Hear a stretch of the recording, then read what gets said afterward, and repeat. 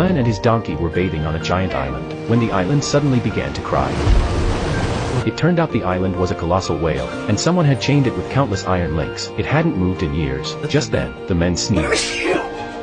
He suddenly had an idea to rescue the giant whale. It turned out the donkey wasn't an ordinary donkey but a flying donkey. The men rode the flying donkey, and they flew toward the whale's nose. Then, the donkey used its magical wings to tickle the whale's nasal cavity.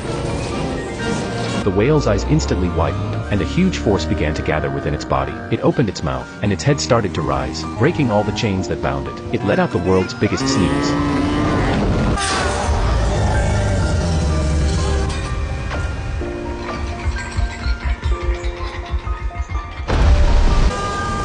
And the man, the donkey, and many ships were all spewed from its mouth.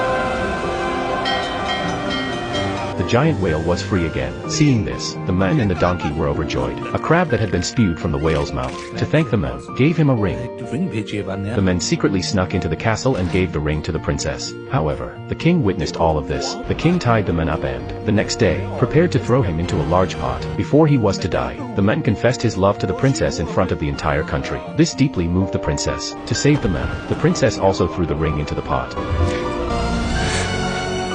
Unexpectedly, the man miraculously came back to life. Everyone believed it was God's will. To prove himself, the king jumped into the water and was carried away by a bubble. The man and the princess lived happily ever after.